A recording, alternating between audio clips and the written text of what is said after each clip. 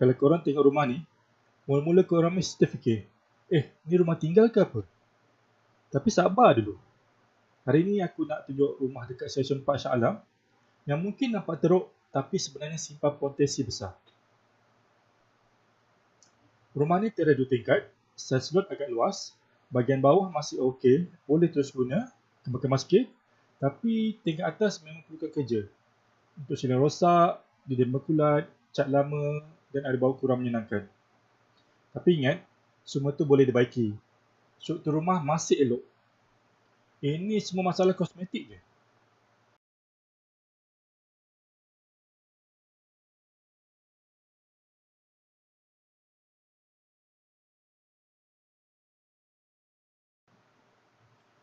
Kalau korang pandai main cross renovation, rumah ni boleh jadi cantik gila untuk repair pasal siling, cat satu rumah, flooring, kitchen cabinet, ikut bajet dan fasa lah.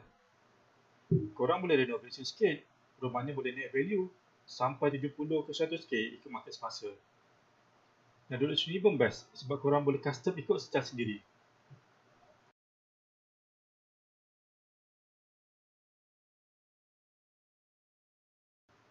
Lokasi Seksyen 4 ni memang underrated. Tapi sebenarnya kawasan ni matang, tenang dan dalam kawasan strategik Shah Alam. Dekat dengan Seksyen 2, 5 ke 10 minit ke KTM Shah Alam, banyak sekolah, masjid, padang dan fasiliti awam. Akses mudah ke Federal Highway dan NKBE. Nak pergi ke pusat bandar Shah Alam atau Kelang pun cepat.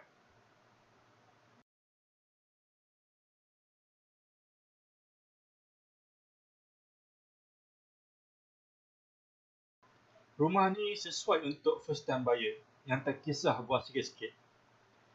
Untuk kontraktor atau pelabur yang nak flip lepas renovate, anak muda atau keluarga kecil yang nak rumah landed tapi bajet ketat. Untuk penyewa jangka panjang yang nak beli rumah pertama dan menyewa rumah orang, baik upgrade rumah sendiri.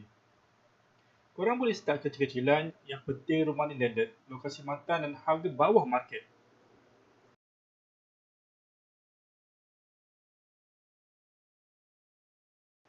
Ramai orang fikir nak rumah terus cantik, tapi baja bijak tahu, rumah macam ni lah yang paling untung kalau pandai kemas.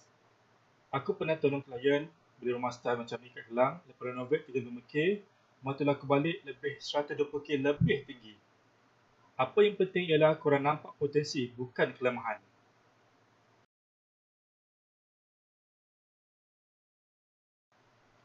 So, kalau korang nak tengok rumah ni dah rasa, buruk lah, cuba fikir 2 kali.